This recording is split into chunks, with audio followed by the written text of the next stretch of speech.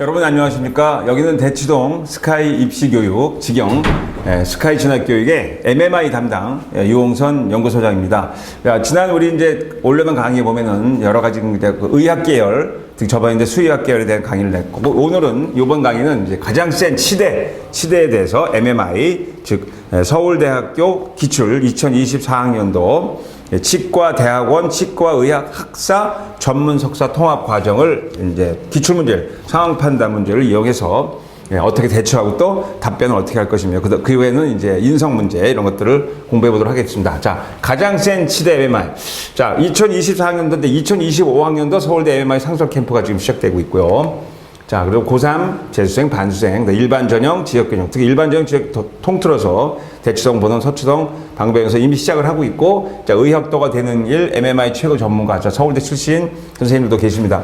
자, 여러분, 치과에 가보시지 않은 분은 아마 거의 없을 거예요. 아마 어려서 저도 울면서 치과에 끌려간 적도 있고, 또 치과 간호사 선생님 믿다가 정말 막말로 배반당한 적도 있다. 하나도 안 아프다 그랬는데 무지무지 아프고 그랬는데 이제는 기술도 많이 발달하고 그래서 옛날처럼 그렇게 뭐 어마어마하게 아프고 치과 드릴 소리만 들어도 경기를 하는 그런 사람도 아직도 있습니다. 자, 저도 지금 치과 가서 뭐 스캔을 하려면 하기 싫은데 이렇게 생각하지만, 자, 치과대학, 치의학과는 우리 의학과는 별도로 굉장히 중요한 포지션을 차지하고 있습니다. 근데 여러분 생각해 보세요. 왜 의학과 치의학을 나눠놨을까요? 그만큼 치의학이 범위가 많고 중요하다는 거죠. 그러니까 의학도 의학이지만 치의학은 특별한 대상이 되기 때문에 놓지 않았을까? 그리고 옛날 이제 중국 기록이라든지 우리나라 기록 보면 의과, 치의과 분명히 구분되어 있다는 것을 말씀드리면서, 자, 멀티 미니 인터뷰에 대한 내용, 스카이 진학교육, 자, 가장 센 MMI. 자, 여기 보시면 이제 뭐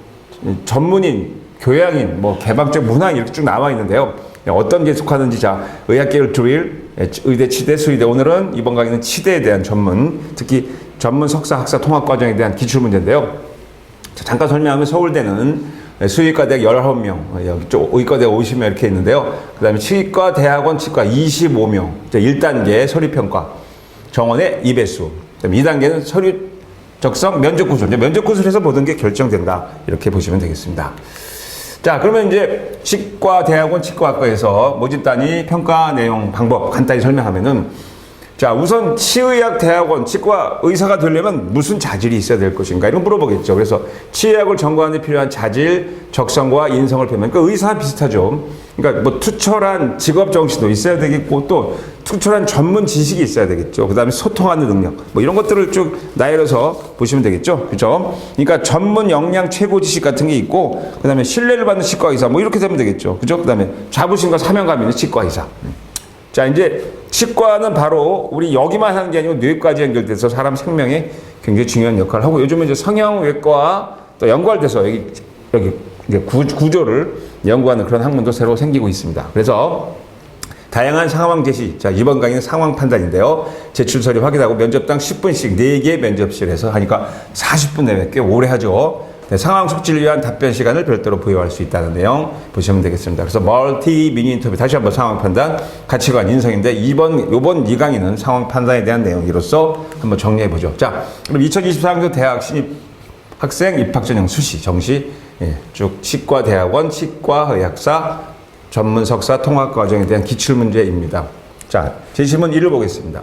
자, 이거 하기 전에 우리 항상 그 사서삼경에도 나온 말이 있으면 노노에 가까운 미래군, 먼 미래군 항상 예측하고 준비하지 않으면 사람이 아니다. 그러니까 항상 우리가 먼 미래, 가까운 미래를 예측하고 대비하는 능력을 키워야지만이 군자가 될 수 있다. 이런 말이 논어명제에 나옵니다. 자, 보세요. 50세인 A는 내연기관 자동차 부품 생산 공장으로부터 25세부터 공장을 운영하는 아버지를 도와 일을 해왔고 10년 전에 이 공장을 이어받아 운영 중이다. 자, 근데 벌써 지금 2023년이면 이제 내연기관 자동차는 이미 뭐라 그럴까, 사양산업이고 한물 갔죠. 앞으로 몇 년 있으면 내연기관 자동차 사용할 수가 없습니다. 굉장히 키워드죠. 해당 공장은 자동차 업계에서도 그 실력을 인정받는 중소기업으로 100여 명 이상이면 중소기업이 아닌데요. 그렇죠? 중기업인데요. 아무튼 일하고 있어. 하지만 자동차 산업에서 친환경 자동차로 전환이 이루어지면서 내연기관 자동차 부품에 대한 수요가 현저히 감소하고 이제 거의 없다고 봐야겠죠. 그로 인해 회사 경영이 어려워져 최근 불가피하게 공장 직원 50명을 정리 해고하게 되었다. 뭐 어쩔 수가 없겠죠. 자, 보세요. 기존에 이제 내연기관 자동차, 저도 이제 자동차, 현대 출신입니다. 현대에서 자동차 연수를 받고, 자동차 공장을 연수를 받았을 때, 자동차 부품에는 최하 20만 개, 많으면 뭐 30만 개까지 들어갈 수 있어요. 볼트 너트까지. 하지만 전기 자동차 바뀌면서 그 부품은 3분의 1 이하로 줄었다 그럽니다. 자, 그래서 그 내연기관에 들어간 여러 가지 뭐 가스킷, 뭐 자동차 실린더 헤드부터 뭐 윤활유, 패킹 이런 것 전부 다 없어지고 이제 막 말고 친환경 자동차인 전기 자동차나 수소 자동차로 가겠죠. 물론 지금 단계별로 하면 하이브리드 해갖고 내연기관과 전기 자동차를 동시에 하는 그런 것들이 그것도 없어지겠죠. 자, 그러니까 이것을 예측하지 못하면은 우리는 공장을 문 닫을 수밖에 없겠죠. 자, 이런 상황입니다. 자, 두 번째. 자, 우리는 소셜미디어 세계가, 자, SNS 다 하시죠, 여러분, SNS. 자, 소셜미디어는 사람들이 잠재의식에 영향력을 행사해 그들의 행동과 욕망, 정체성, 관심을 지배하도록 설계했다는데, 뭐, SNS를 안 하는 사람도 있고, 또 어떤 축구 감독님은 SNS 하면은 인생 낭비다. 이렇게 하는 사람도 있는데요. 자, 그런 외부 환경이 당신의 목표에 어떤 영향을 미치는지 깨달을 수 있는 힘을 키우면 외부 환경이 당신을 특정 방향으로 몰아갈 때 정신을 차리고 깨어 있을 수 있다. 뭐 아까 얘기한 미래를 예측하고 대비하라. 예측만 하지 말고 대비를 하라 이런 뜻이죠. 그리고 당신이 말하는 미래는 내가 되는 삶을 의식적으로 선택할 수 있다. 자, 미래를 선택하. 미래는 우리가 선택하는 거죠. 빅터 프랭크는 이렇게 말했다 그랬어요. 자극과 반응 사이에는 공간이 있다. 그렇죠. 자극을 받고 우리가 반응을 하고, 그죠? 자극을. 그러니까 우리 역치 이상의 자극을 받아서 0몇 미리세컨드 후까지 뇌로 갔다가 다시 그 우리가 뉴런, 뭐 구심성 뉴런, 원심성 뉴런을 통해서 근육세포까지 가는데 빠르면 0.3초, 느리면 0.5초까지 걸립니다. 그때는 굉장히 많은 공간들이 있어요. 그죠? 그 공간에 보면 뭐 해머도 있고 여러 가지 있는데요. 자, 뭐 척수 반사도 있고. 근데 이런 반응을 할 때 우리가 어떤 반응을 할지 선택할 수가 있다. 그 반응에는 자신의 발전과 자유가 달려있다. 뭐 생물학적으로 말하면 그러니까 척수 반사, 무조건 반사 같은 거는 우리가 그 수위 근육을 쓸 수 없지만 조건 반사 같은 건 우리가 얼마든지 할 수 있죠. 대표적으로 내가 운동을 좋아하니까 예를 들어서 내가 테니스공이 날아갔어요. 테니스공이 날아갔는데 이쪽 오른쪽으로 치우쳤어요. 나는 그 오른쪽으로 치우쳐서 그거를 스트레이트로 보낼 건지 아니면 크로스로 보낼 건지 아니면 탑스핀 로브를 보낼 건지 내가 판단을 합니다. 왜? 내가 이기려죠. 그렇죠? 그런 식으로 해서 자신의 발전과 자유가 달려있다. 그리고 내가 이렇게 보냈을 때 그 다음에 적은 어떻게 판단할 것을 어떻게 공격할 것인가를 예측하지 않으면 그 게임은 이길 수가 없죠. 인생도 하나의 게임입니다. 그래서 환경에 휘둘리지 않을 때 자유를 얻을 수 있다. 아, 저 팀이 너무 강한데 너무 세다. 이렇게 하면 환경에 휘둘리게 되죠. 그럼 그 게임을 이길 수가 없습니다. 저 팀이 아무리 강해도 어떤 약점이 있구나를 빨리 파악하는 것이 우리가 말하는 자유를 얻을 수 있는 거다 생각하면 되겠죠. 자, 그래서 자신이 처한 환경을 자각해야 된다. 그리고 그 환경에서 벗어나 다양한 관점에서 바라보며 선택지를 찾아야 한다. 어떻게 행동하고 존재할 것인지, 무엇을 바라보고 생각할 것인지, 새롭고 더 나은 방법에 자신을 반복적으로 노출시켜라. 과거에 어떤 행동을 했든 앞으로는 다르게 행동할 수 있다. 과거에 얽매이면 안 된다는 거죠. 과거를 이용해서 우리는 미래를 선택한다는 거죠. 그래서 언제 어디서나 당신은 의식적인 선택을 할 수가 있다. 어떤 사람이 되고 싶은가? 뭐 여기서 이제 치과 의사, 뭐 치의과, 뭐 치과에도 굉장히 종류가 많죠.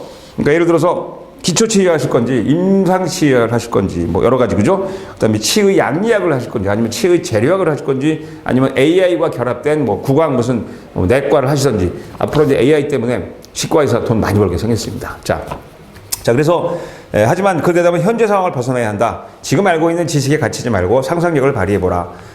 현재나 과거에 상관없이 당신은 어떤 사람이 되고 싶은가? 현재 상황에 따라 목표를 정하고 했으면 피했으면 한다. 그보다 당신이 원하는 상황을 머릿속으로 생생하게 그려라. 자, 이걸 보고 이제 답을 하라는 거죠. 자, 첫 번째 다시 한번 보시면은, 자, 이제 아버지한테 물려받은 자동차 부품 공장이 지금 어때요? 직원 50명 정리한다고 뭐 살아날 길이 막막하겠죠. 그렇죠?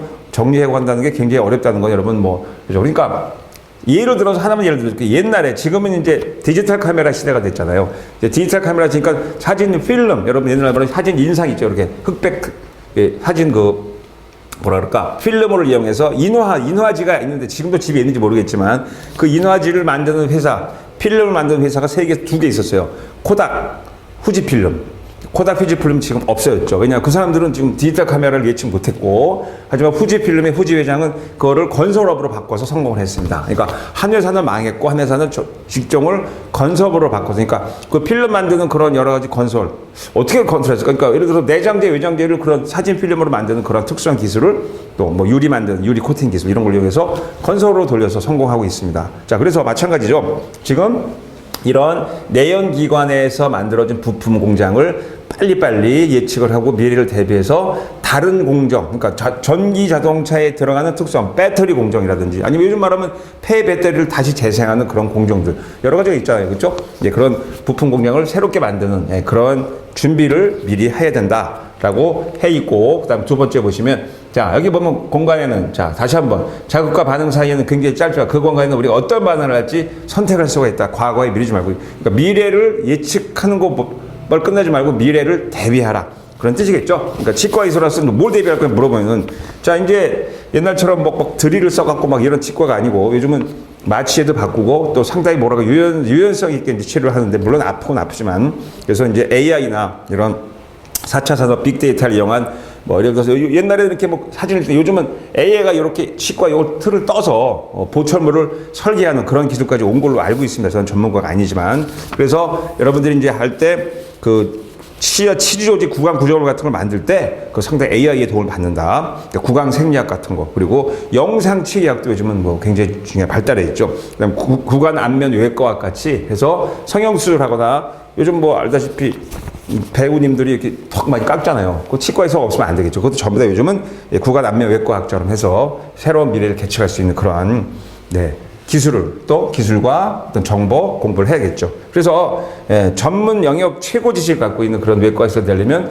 미래를 예측하고 설계하고 대비해야 된다. 그래서 이제 임상 역량. 그다음에 여러분이 이제 뭐 치과 의사 개원을 해서 치과는 혼자 못하죠. 왜냐하면 거기 뭐 여러 가지 분야가 있으니까요. 뭐 뽑는 사람 따로 있고 치주학은 다 다르더라고요. 그래서 서로 협업하는 그런 관계에서 기업을 이제 해야 되니까 진료 관리 및 경영을 해야 된다. 그래서 의료인으로 직업정신 같은 걸 갖도록 미래를 대비하고 예측하는 그러한 목표를 가져야 되는데 거기다가 이제 치과 그 기초의학 영역에 대해서 조금 언급을 해주시면 되겠죠. 그렇죠? 그래서 뭐 예를 들어서 두경부 해부학 같은 거를 좀 앞으로 미래에 대해서 공부하겠다는 등, 뭐 그다음에 치과 보존, 치과 교정학 같은 거를 요즘은 이제 옛날에 보천물 심어 요즘은 뭐 꽤 오래됐지만 요즘은 그 형상기억학급으로 하고 있죠. 그죠? 아마 더 발달해서 더 좋은 기술이 나오지 않을까 이렇게 생각합니다. 그래서 그렇게 대답을 하시면서 이제 말 그대로 미래를 대비하는 그러한 준비를 항상 하겠다 이렇게 해서 답을 하시면 되겠습니다. 자, 2024년도 일단 상황 판단에 대한 자, 내연기관 자동차 부품 회사가 어려운 이유 그리고 미래 자 다시 한번 얘기했지만 자극과 반응 사이에는 공간이 있고 그 미래를 대비해야 된다. 이런 내용에 대해서 간단히 설명을 드렸습니다. 강의를 마치겠습니다.